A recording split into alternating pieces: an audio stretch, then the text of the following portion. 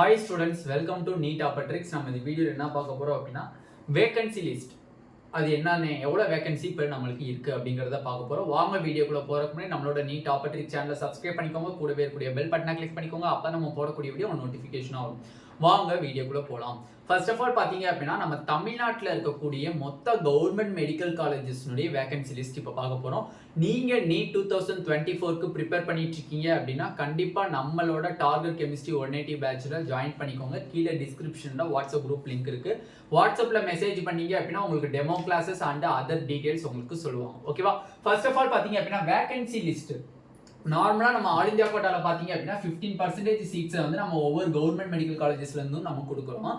அப்படி கொடுக்கும் பட்சத்தில் மொத்தம் எவ்வளவு சீட்ஸ் நம்ம கொடுத்திருக்கோம் அப்படினா 835 சீட்ஸ் நம்ம கொடுத்திருக்கோம். 835 சீட்ஸ் கொடுத்திருக்கோம். ஓகேவா? டோட்டலா government medical colleges and self financing semi government medical colleges எல்லாத்தையும் சேர்த்து 835 சீட்ஸ் கொடுத்திருக்கோம். அப் டு ரவுண்ட் 2 கவுன்சிலிங் வரையும் பாத்தீங்க அப்படினா உங்களுக்கு 619 சீட்ஸ் வந்து உங்களுக்கு ஃபில் அப் ஆயிருக்கு. ஓகேவா? அப் டு ஸ்டூடண்ட்ஸ் வந்து போய் ஜாயின் பண்ணியிருக்கிறது அந்த கவர்மெண்ட் மெடிக்கல் காலேஜஸ்ல போய் ஜாயின் பண்ணியிருக்கிற நம்பர் ஆஃப் சீட்ஸ் பாத்தீங்க அப்படின்னா 619.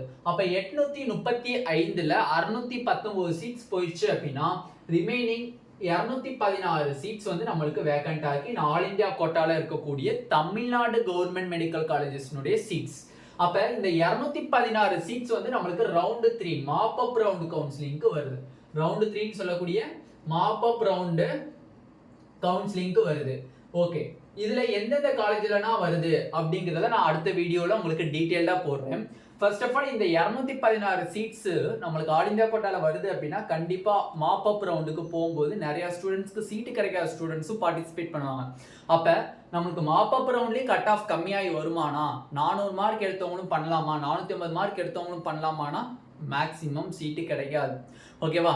நார்மலா வந்து ஜெனரல் கேட்டகரி அண்ட் யூஆரா இருக்கீங்க. ஜெனரல் கேட்டகரி யூஆர் ஐ மீன் ஜெனரல் கேட்டகரி யூஆர் ஒன்று தான். ஓகேவா? Under reserved.